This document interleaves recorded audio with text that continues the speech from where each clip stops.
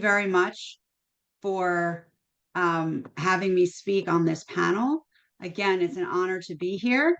Um, and I wanted to start by just giving a little background on the Holocaust and the way in which the medical community played an integral role in everything that happened from start to finish in the Holocaust. So, between 1933 and 1945, under Adolf Hitler and the Nazi Party, Nazi Germany and its allies carried out the organized, state led persecution and murder of 6 million Jews across Europe.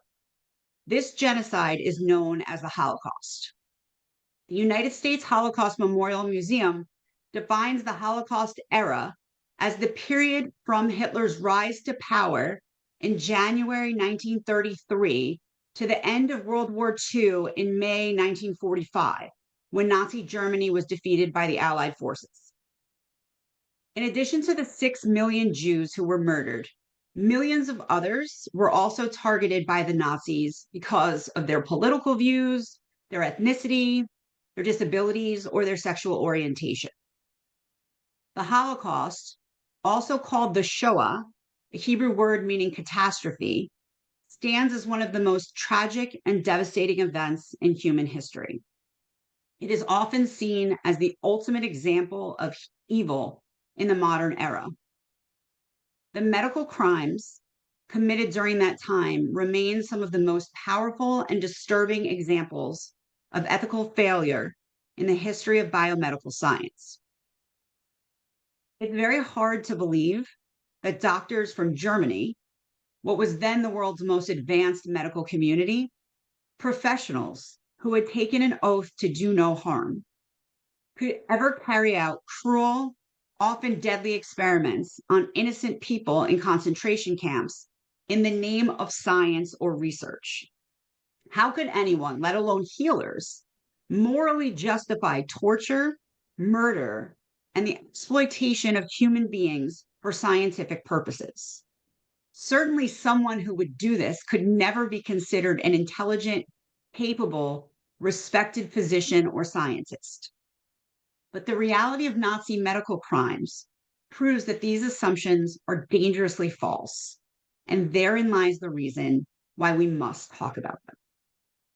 We teach about medicine, ethics, and the Holocaust because this singular historical instance of evil differs from other types of genocide in that it involved the active participation of medicine and science from the first day to the last. To believe the myths that the Holocaust is an example of medicine gone mad, or that a few bad actors were responsible for the atrocities that took place during World War II, or even that the entire profession was coerced, is dangerous because it ignores the larger moral and practical issues that continue to be relevant to this day. Among the various professional groups influenced by Nazi ideology, healthcare professionals, particularly physicians, were among the most enthusiastic supporters of the regime, not because they were coerced, but because they truly believed that what they were doing was right. In fact, about 45% of German doctors joined the Nazi Party, many of them doing so even before Hitler came to power. This is a striking contrast to other professions. For example, only about 7% of German teachers became members of the Nazi Party. These doctors were highly skilled and respected throughout the world. Had they been anything less, it would have been impossible for the Nazis to carry out genocide of this magnitude. As the bioethicist Arthur Caplan argued, the technical and logistical problems of collecting, transporting, exploiting, murdering, scavenging, and disposing of the bodies of millions from dozens of nations required competence and skill, not ineptitude and madness.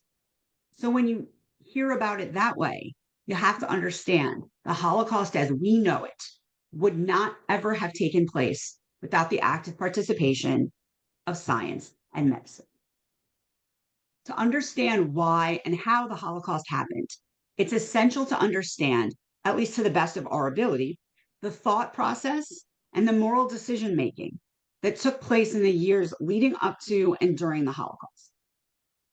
Between 1933 and 1945, the Nazi government under Adolf Hitler promoted a radical form of nationalism that combined the desire to build an empire, the belief in a biologically superior Aryan race, an extreme form of anti Semitism.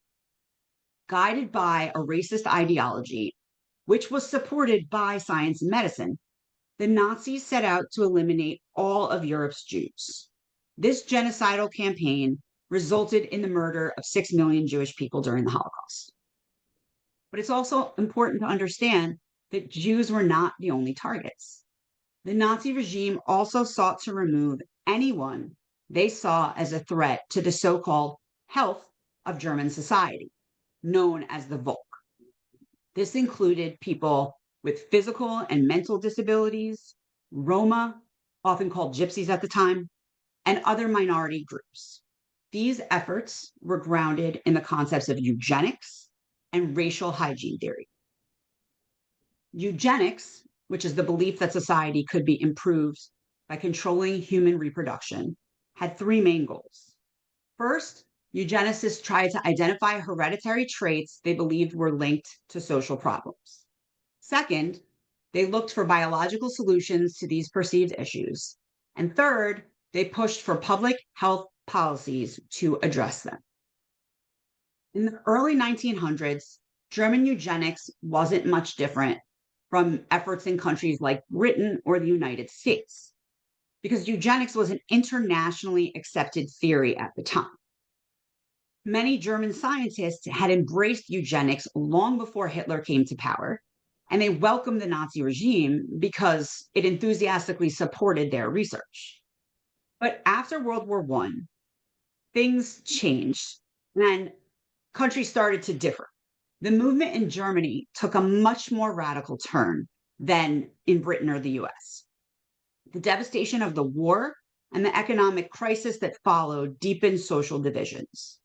Many believed that the hereditarily valuable had died on the battlefield, while the unproductive members of society, so those who were imprisoned or in hospitals or welfare institutions, had survived. And this was weakening the Volk, the German nation. It was at this point that science and political ideology merged and created racial hygiene theory, which argued that the population's genetic makeup must be controlled for the good of society. As Nazi racial hygiene policies expanded, more and more groups were labeled as biological threats. So what began as efforts to regulate reproduction via forced sterilization, so that was what was being used from a eugenic standpoint in Britain or the United States, or regulating marriage, eventually escalated, especially during World War II, into programs aimed at the mass murder of anyone deemed unfit. These racial hygiene policies ultimately led to the Holocaust. By the time Hitler came to power in 1933, eugenic and racial hygiene theories were deeply rooted in both professional and public thinking, largely due to the propaganda campaign that Nazi Germany is very well known for. These ideas strongly influenced Nazi ideology. Hitler and his followers merged eugenics with racial anti-Semitism, creating a powerful and dangerous justification for discrimination, sterilization, and eventually even murder. Medical professionals were deeply involved in carrying out Nazi racial policies at every step of the way. They targeted individuals labeled as hereditarily ill, including those with mental, physical, or social disabilities. The Nazis claimed that these individuals were not only genetically unfit, but also a financial burden on society. So you've got politics, you've got the economy, you've got medicine, science, the media, all of these different external factors coming into play to affect what's happening in Nazi Germany at that time. And then you add in law. One of the earliest steps was the 1933 law for the prevention of offspring with hereditary diseases. This law led to the forced sterilization of around 400,000 people with conditions like schizophrenia or what was termed feeble-mindedness, which was a phrase that could be linked to anything from abnormal behavior to low IQ to sexual promiscuity to criminal behavior. In 1935, another law, the marital hygiene law, banned marriages between people with so-called inferior genetic material and healthy areas. Eventually, merely ensuring that those considered to be inferior did not produce was no longer enough. In 1938, Minister of Propaganda Joseph Goebbels stated, quote, "Our starting point is not the individual, and we do not subscribe to the view that one should feed the hungry, give drink to the thirsty, or clothe the naked. Our objectives are entirely different. We must have a healthy people in order to prevail in the world," end quote. So you can see the shift in ethics from caring for the individual to caring for society. And that right there, that paradigm shift is essential to understanding what took place in Nazi Germany. And that paradigm shift was not just something that was taking place in the government, but it was something that was taking place in the medical world as well. These beliefs ultimately helped shift the focus from future generations and controlling what would happen in future generations to the current population, and justified the Nazi euthanasia program, known as T4, because of the address of the central office that kept the official records.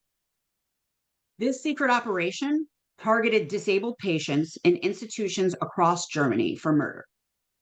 Around 250,000 people, most of them ethnically German, so this had nothing to do with Jewish people at this point, because most of the people who were targeted here were German, were killed as part of this program.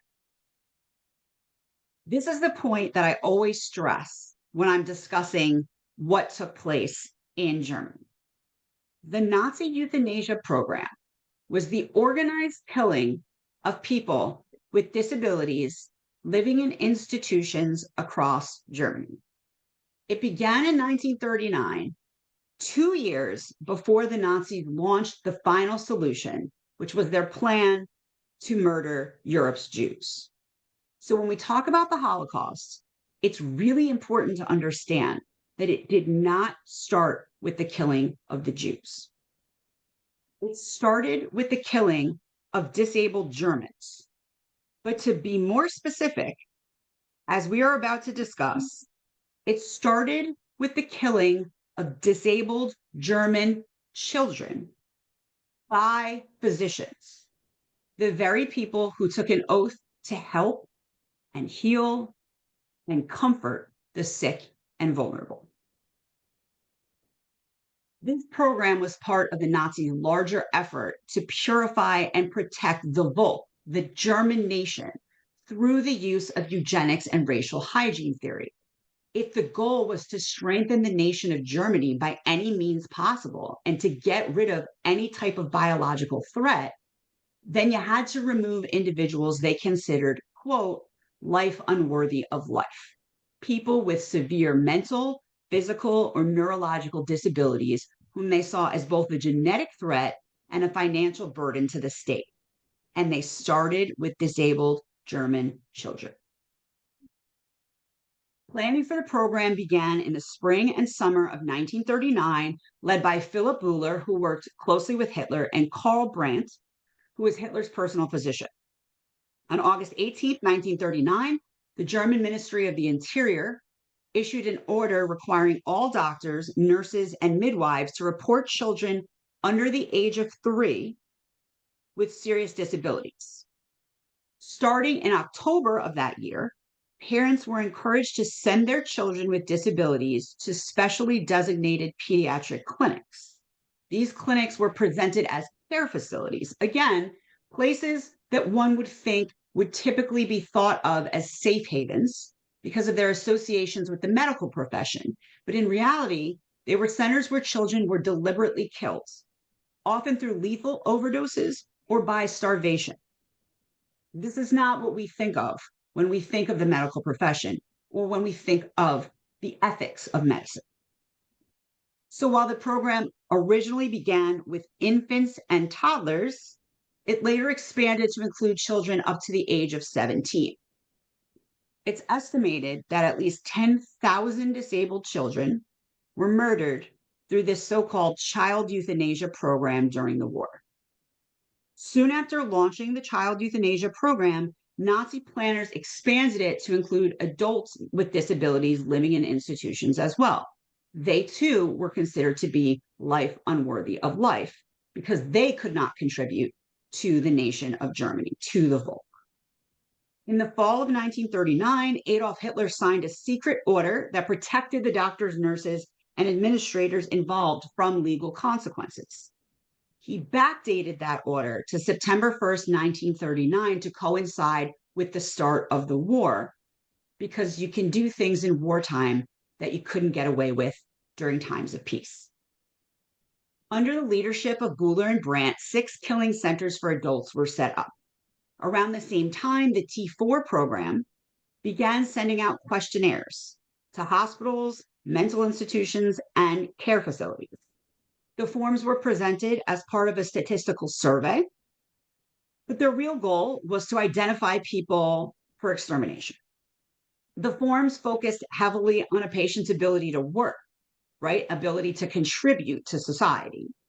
And they asked for details about those with certain conditions, including whether or not they had chronic mental or neurological disorders like schizophrenia or epilepsy, whether they had been institutionalized long-term, so more than 5 years, whether or not they had committed any crimes, and what their status was in terms of if they were German or not, or if they had a non-Aryan background.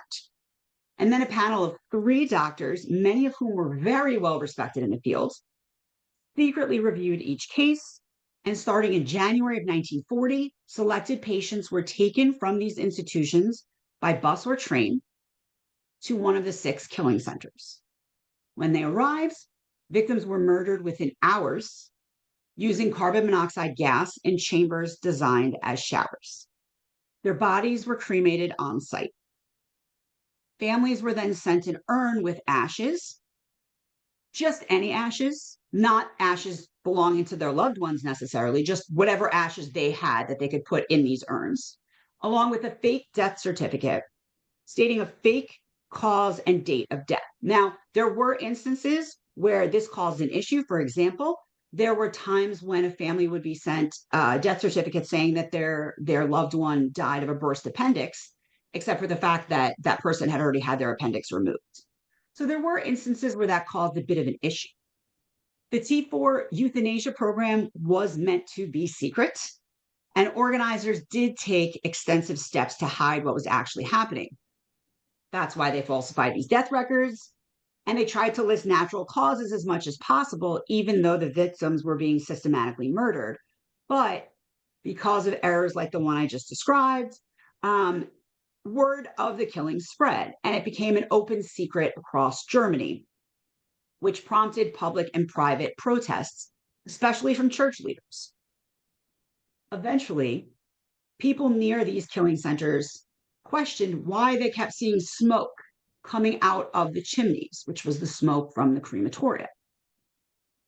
One of the most vocal critics was Bishop Clemens August von Gallin of Munster, who openly condemned the killings in a sermon on August 3rd, 1941. So facing this growing public backlash, Hitler officially ordered the program to stop later that month.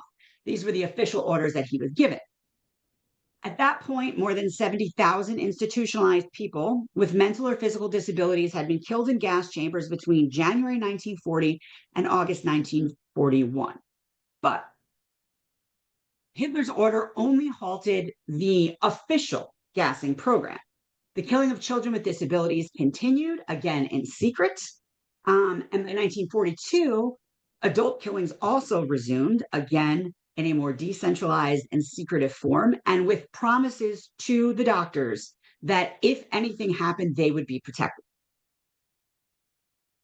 They used lethal injection, overdose, and starvation instead of having to do anything that would bring attention to what it is that they were doing. So this second phase of the euthanasia program, often called wild euthanasia, spread to more institutions and widened its targets. So victims included elderly patients, bombing survivors, and forced laborers from other countries. In total, historians estimate that about 250,000 people were murdered under the euthanasia program by the end of World War II. Again, it's important to understand that all of this took place before what is known as the final solution to the Jewish question, because that was really, when you talk about the Holocaust, when you talk about genocide, when you talk about the mass extermination of the Jews, that wasn't part of this. That took place next. The euthanasia program was a trial run for the genocide that was to follow.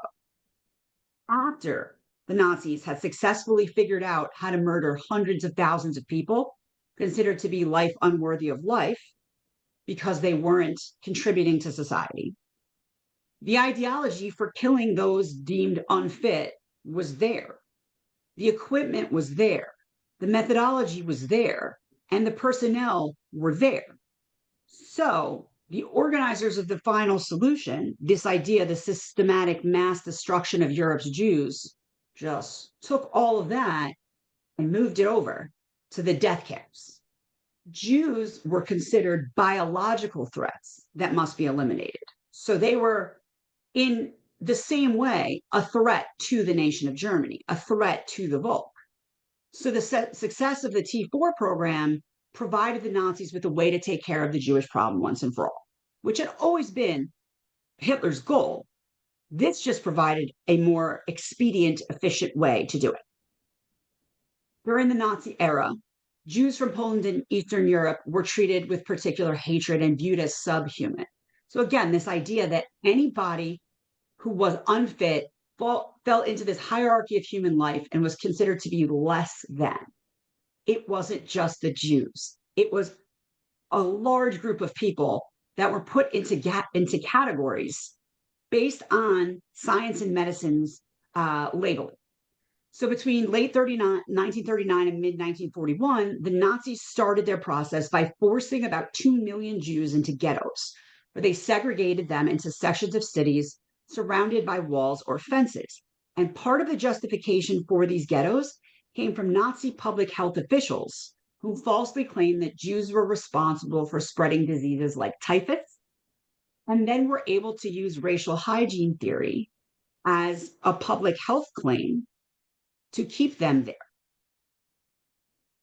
The final solution began with mass shootings in the Soviet Union, where special SS and police units executed over 1 million Jews.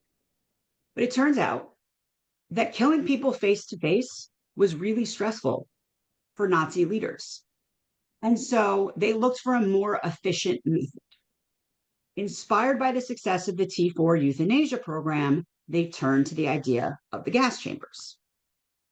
They set up mass killing centers in camps like Chelmno, Belzec, Sobibor, and Treblinka, where nearly 2 million Jews, mainly those from Poland, were murdered.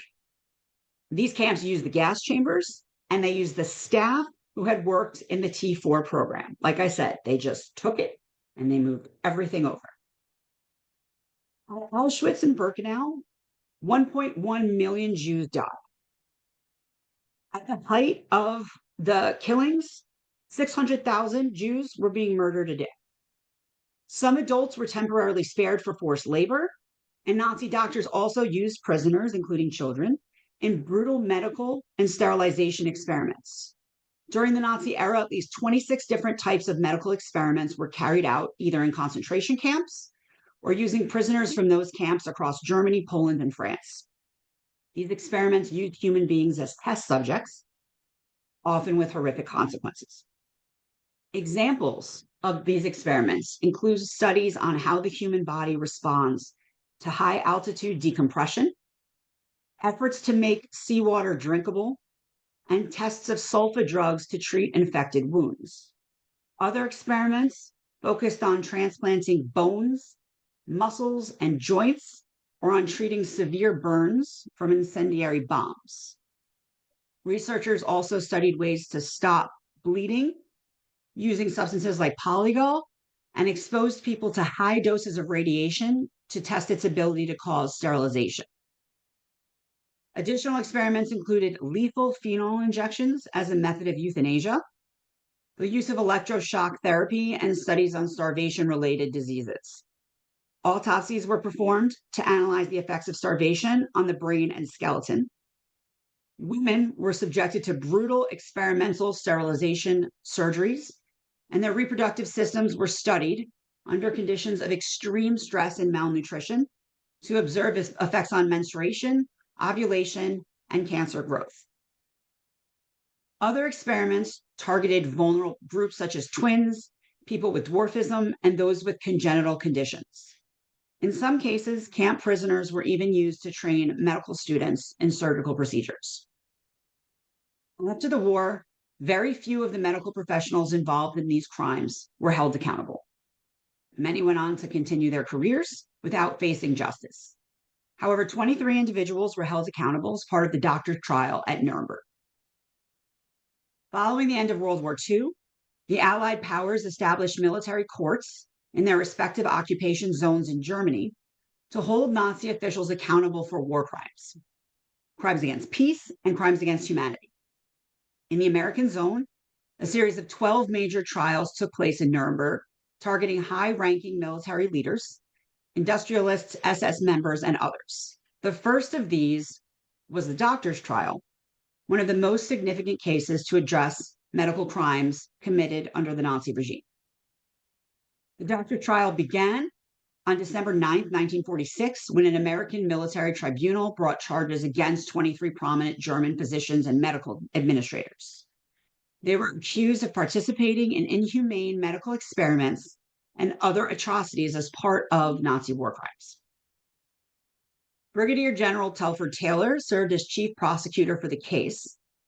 In Taylor's own words from the opening statement by the prosecution, he said, "The defendants in this case are charged with murders, tortures, and other atrocities committed in the name of medical science. The victims of these crimes are numbered in the hundreds of thousands. A handful only are still alive. A few of the survivors will appear in this courtroom. But most of these miserable victims were slaughtered outright or died in the course of the tortures to which they were subjected. For the most part, they are nameless dead. To their murderers, these wretched people were not individuals at all. They came in wholesale lots and were treated worse than animals."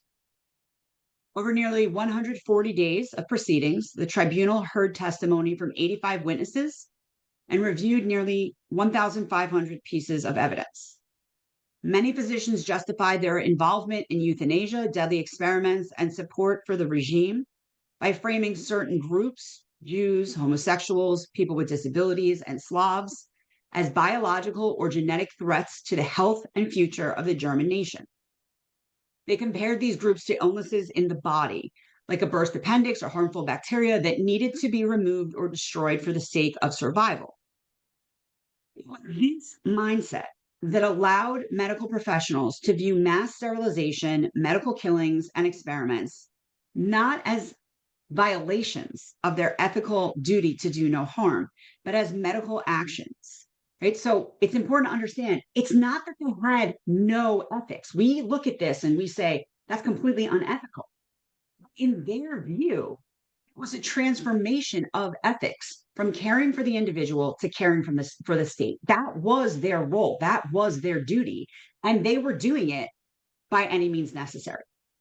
In their view, medicine had a role to play in protecting and preserving the health of the state, even through genocide.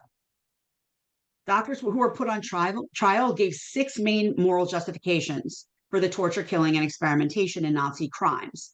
And if we look at them closely, we can see a pattern emerge. These rationales included the following claims. First, that freedom might be gained through suffering. Second, only those who were already condemned to death were used in experiments. Third, taking part in these experiments offered a form of moral cleansing for the evil that these people had committed which, by the way, the evil being that they were Jewish, that they were homosexual, that they were Slavs, things like that. Fourth, that physicians are responsible only for the scientific design of experiments, not for their ethical aspects. Fifth, that wartime survival requires extreme measures. And sixth, that it's okay to sacrifice a few if it benefits the men. So these arguments show that those involved truly believed that they had moral reasons for their actions, and that those reasons were shaped by a deeply racist worldview and a biomedical ideology that portrayed certain people as threats to Germany's health and survival. On August 20th, 1947, the court delivered its verdict. 16 of the defendants were found guilty and 7 were sentenced to death. These executions were carried out on June 2nd, 1948. But because of the moral underpinnings present throughout this entire trial, in addition to the verdict given to the individuals, the judgment at Nuremberg went one step further. Just as Brigadier General Taylor advocated for greater ethical accountability on the part of the medical profession than simply charging the defendants with murder and torture, the judgment at Nuremberg likewise didn't stop at just giving a verdict on the individuals at trial. Fully recognizing the moral significance of the testimony and the documentation before them, the court established universal guiding principles to govern human subject experimentation. The Nuremberg Code set forth 10 principles for the ethical conduct of human experimentation, beginning with the voluntary consent of the human subject is absolutely essential. The publication of the Nuremberg Code was a pivotal moment within the history of research ethics. The creation of a universal standard for the ethical approach to human subject experimentation was revolutionary. Its foundational principles, particularly the respect for human dignity in the form of voluntary consent of the individual, became the standard for all future codes of research ethics and bioethics. There's no question that the actions of scientists, doctors, nurses, and other health professionals during the Holocaust was nothing short of evil. But there are other questions to ponder. First and foremost, why don't we talk about the role of science and medicine in the labeling, persecution, forced sterilization, experimentation, mass murder, and genocide of millions of people deemed by the medical community as mentally, physically, biologically, or racially unfit? Why is this not part of the mandatory international medical education curriculum? Why are we so quick to believe the myths espoused at the beginning of this presentation, that medicine went mad during the Holocaust, that it was only a few bad actors, or that people were coerced into performing these heinous crimes against humanity? Why do we avoid examining how those who dedicated their lives to healing abandoned their Hippocratic duty to the individual in favor of a politically motivated ethos that valued a person's worth to society more than their inherent human dignity? We have a responsibility to those who perished at the hands of Nazi doctors and those whose lives were irrevocably changed to ask these questions and to have these conversations, difficult as they may be. The Holocaust didn't happen overnight. It happened one day at a time, one decision at a time, one individual at a time, both perpetrators and victims. They all have stories to be told, and their stories must continue to be told so that we can ensure that when we say never again, we are doing our best to actually fulfill that promise. Thank you very much.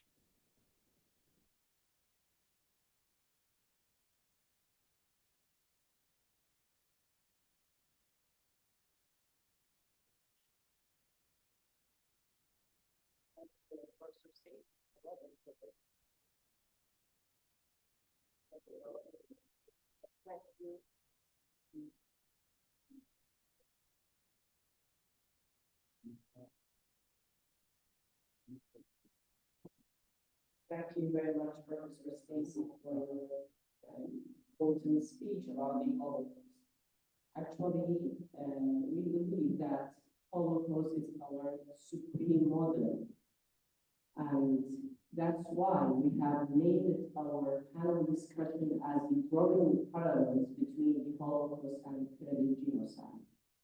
As we believe that both Kurdish and Jewish nations, they are sharing a lot of shared points, especially in terms of atrocities. So that's why we are very appreciating your standing with us.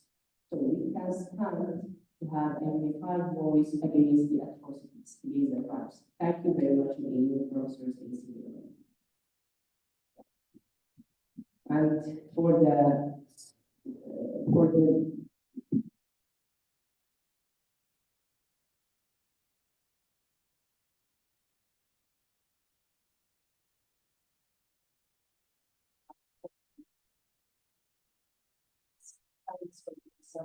Professor Ibrahim,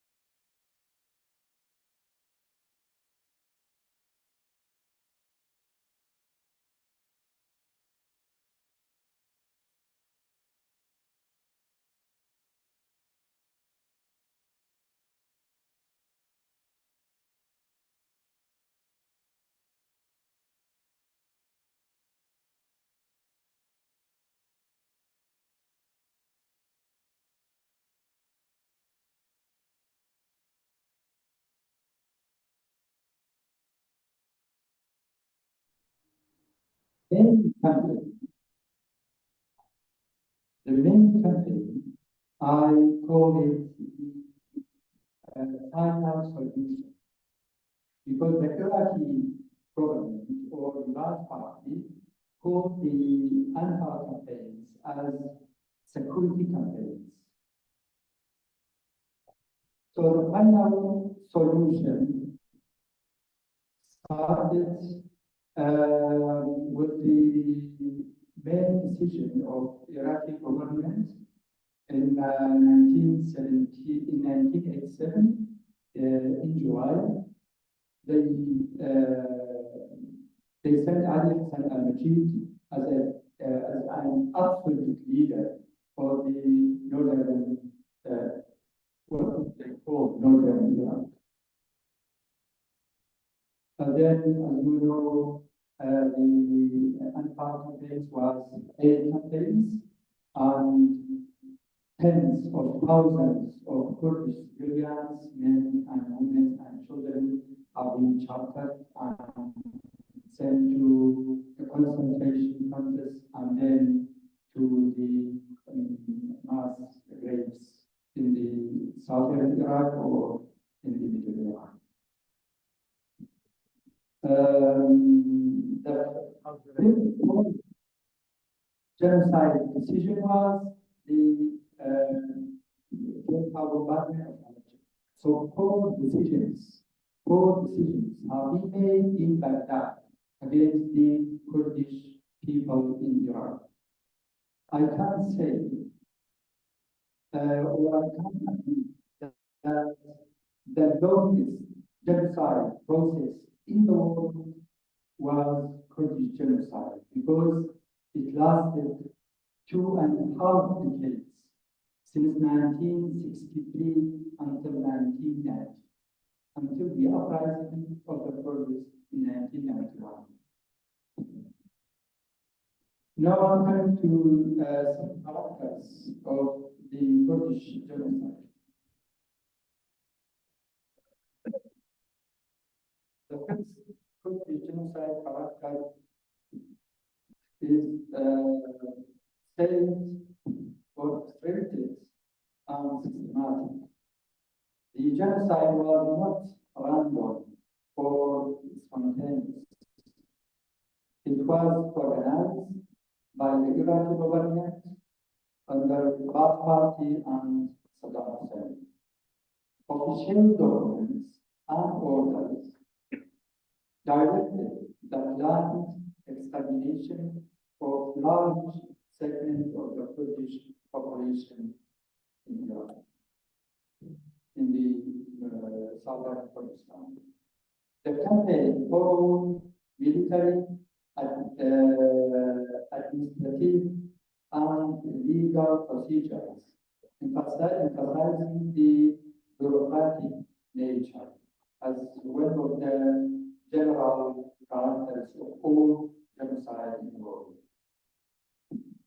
Second, ethnic and national targeting.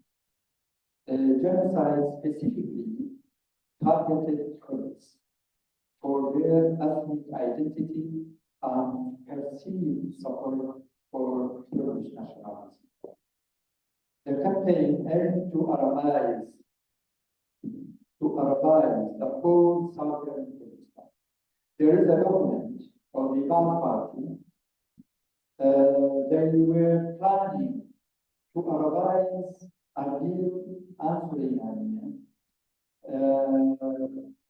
The 55% of the population of these two cities. But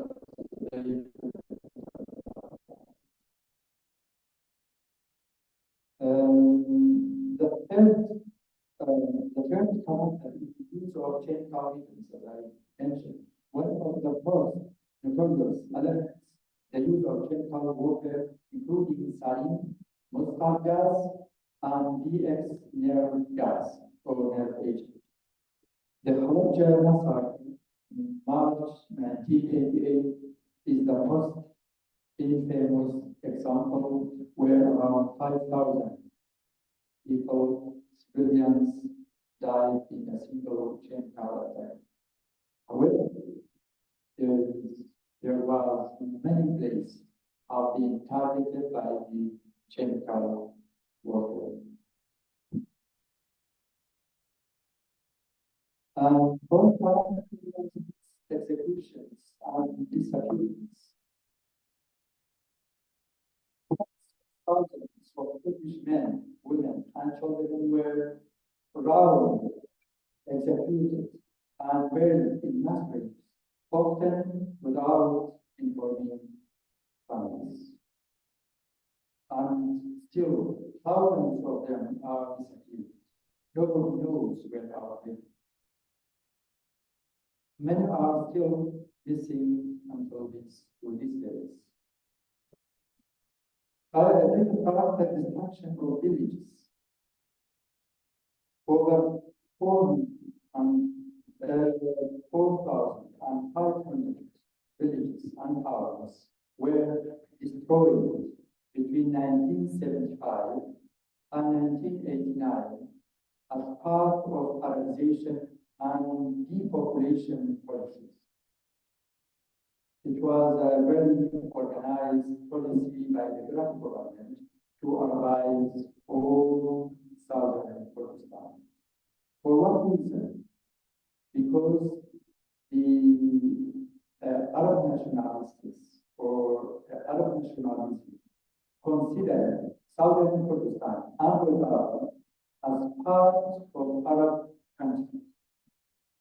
So they were considered all Kurdish people are guests in this country.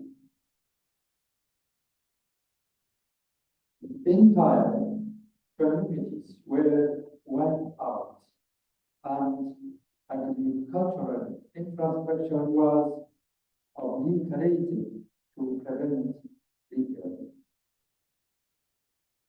Six character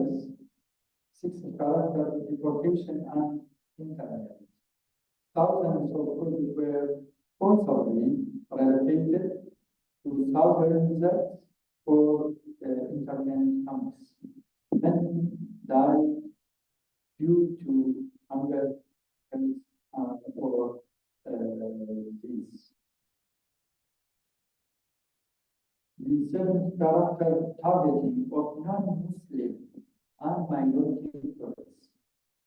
The campaign also targeted Yazidis, so Yazidi genocide not started at 2014, but they were exposed to genocide with the Kurds, with the rest of the Kurds, from the beginning,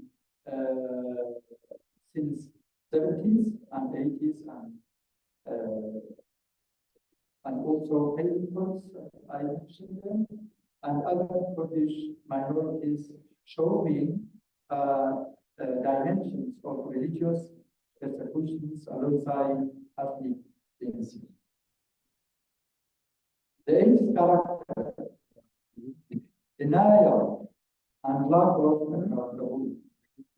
For years, the Iraqi regime denied the genocide or justified it as anti-insurgency measures. And still, the majority of Arabs are denying the whole process of genocide. Despite international documentation, justice has been limited, though the Iraqi High Criminal Court declared genocide in 2010. The last one, long-term societal and psychological impact. The genocide caused deep intergenerational trauma, disrupted social structures, and shaped Kurdish political identity. Survivors still suffer from mental health issues, displacement and poverty and marginalization. This is the 9 9 characters of the Kurdish genocide. I will stop here and thank you for listening.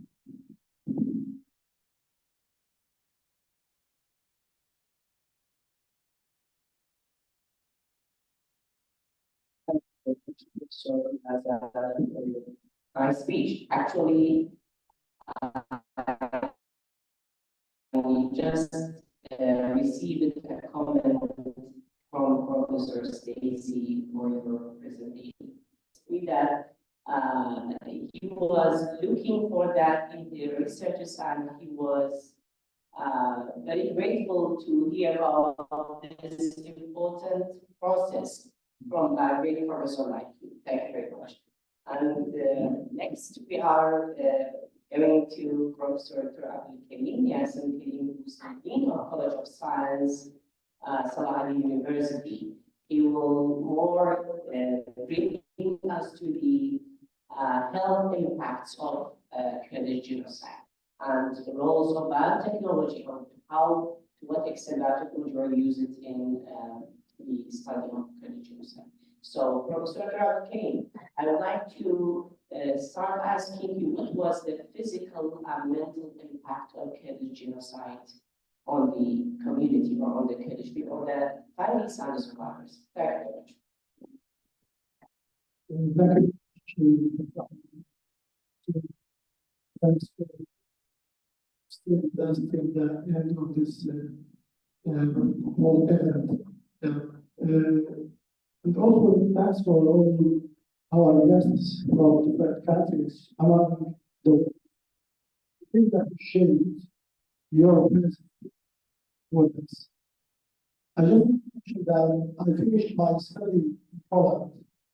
And in Poland, there is a city called Kurdish. It's about 1 hour far from this city where I was studying my PhD, Krakow. To be honest, I visited this city more than 10 times. Maybe you will ask me why you visit this city more than 10 times. This city is where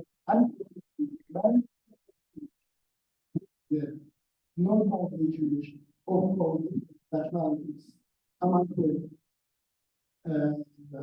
countries from black people. This massacre is made by Nazis, is made by Hitler. And why I visited 10 times? Because during my stay in this country, many delegations from Kurdistan are visiting Poland. And when they visit Poland, they knew that I am there because Kurdish cultural center in Krakow. When they visit us, the first thing what we talk to them, there is some city in Poland where this Jewish massacre. So we have actually, as people have said, we have this common thing with the Jewish and also some nationalists who killed there. So all this delegation came up with took them there, they saw by himself. And what was really like pity for me, when we enter the camp in this Auschwitz, the Holocaust, you will meet on the table that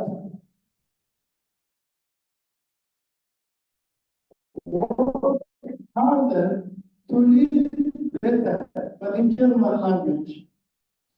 Look, this is also a similar politics. Saddam and Fall, they told them, we are taking you to a very nice and safe place. You can't even walk there. Believe me, these people from Kurdistan, well, they put them for Anfal. Exactly, these Nazis, they took these people like Jewish and told them that we are taking you to better place to work there to have better money and life. So, look, what they did. Even Saddam Hussein, who's killed now, fortunately, he was Look, after watching all these things, what look at it, and he did to us. I can tell you, our colleagues from abroad, that the Jewish, they had only one enemy, who was Hitler. But unfortunately, our poor people only accept that the biggest nation in the world is our country. The biggest nation in the world is our country is a Kurd. Unfortunately, we are more than 40 millions, but still we don't have our country. So imagine, I said, I'm sorry I give this example, but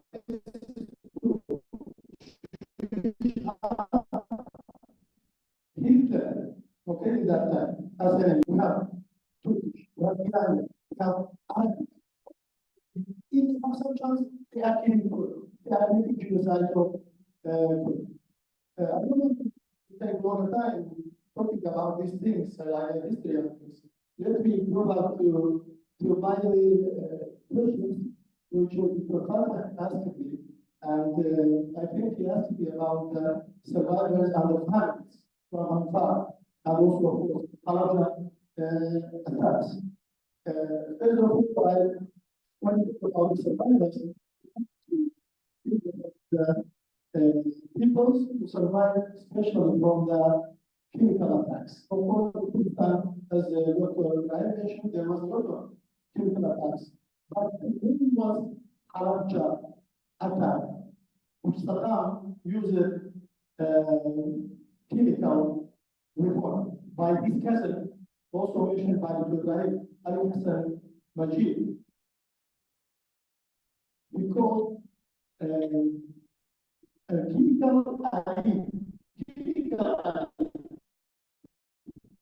is very famous among Kurdish people. We always say chemical Ali in Kurdish. There. So unfortunately, we killed more than 5,000 people in just one day. So regarding the effect or physical effect and also mental effect for the survivors, of course, they used also to mention that they used different gases. Among them, there was mustard gas and also nerve gases. And we know that these gases, they are especially affecting our skin and eyes in the beginning. Skin and eyes injury, they will make injury in skin and eyes. And also, to go to lower, you will see the respiratory tract. So they also cause respiratory diseases, especially the chronic lung and heart conditions. And also, unfortunately, among them there is a high rate of cancer nowadays.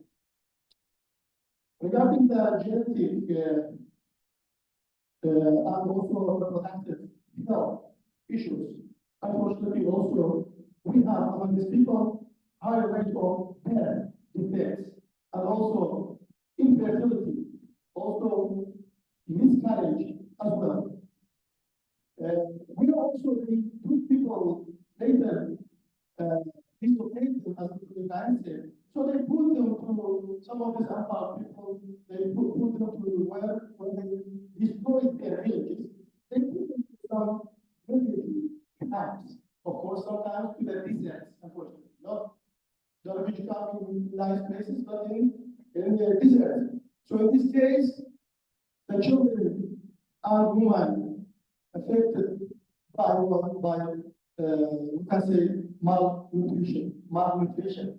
And also, at the same time, there was a lot of infectious diseases among them. You see, the refugee camp is very crowded, and also the sanitation is very poor.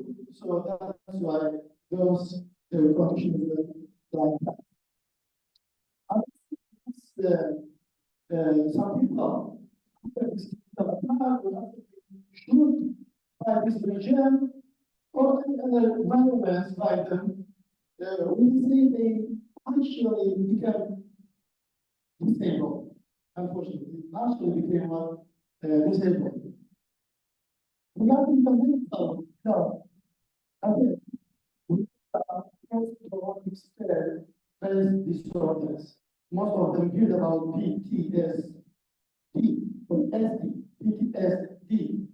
Unfortunately, this was very, very common among these survivors, especially the witness from exclusion from the chemical attack, and also from the exclusion of the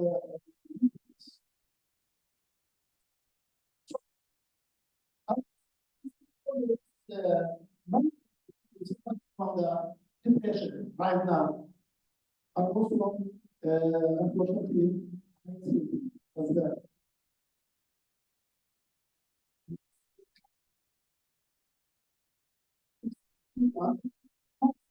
the new generation. I can say this was the answer for the first question. And the second question, I can say that the question is studies because I think in the Kurdistan region, still we are poor about the first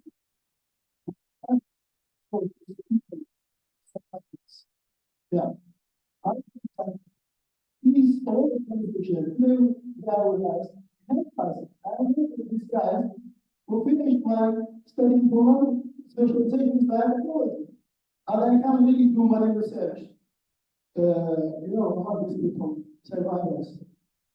But lack of the instruments and lack of the good, like laboratories, working with biotechnology in Kurdistan, it is really needed.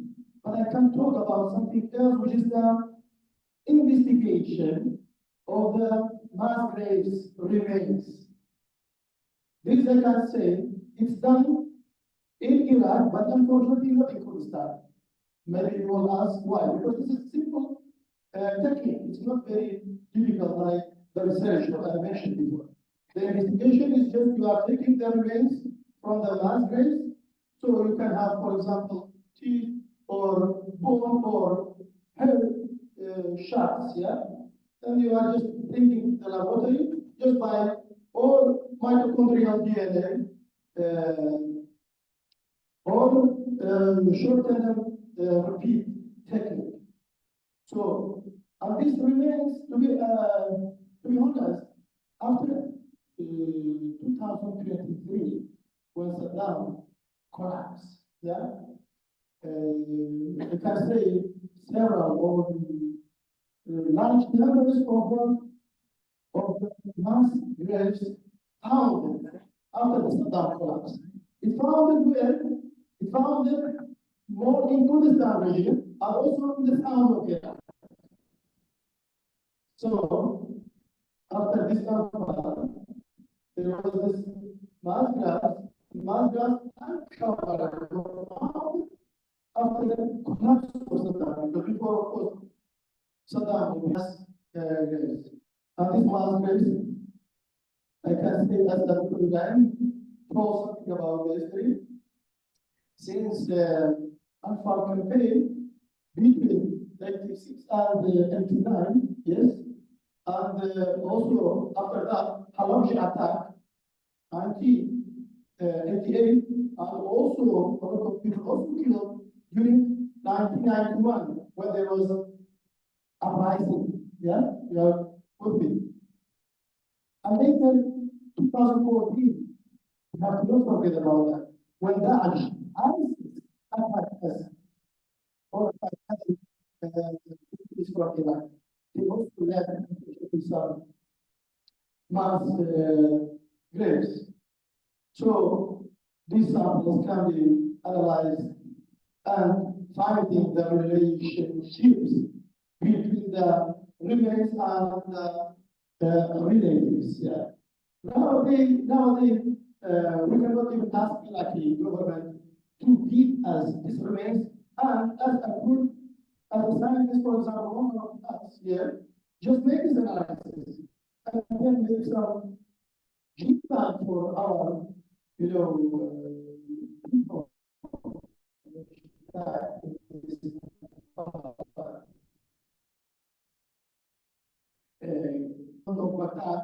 have so that credit is called I think medical legal directorate. يعني I think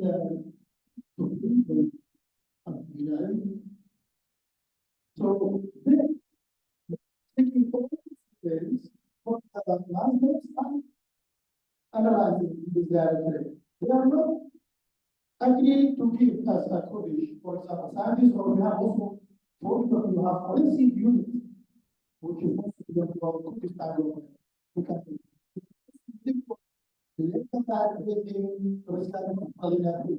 but this is political issue, I think. We are actually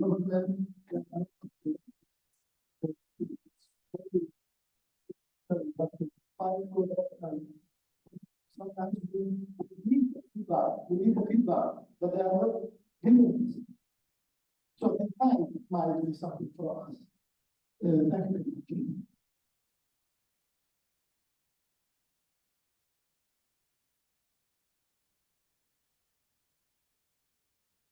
Thank you very much for your speech, Professor Abdulkareem. And now we are concluding our panel, which was the first key panel in our program, the Holocaust, Genocide, and Ethical Studies.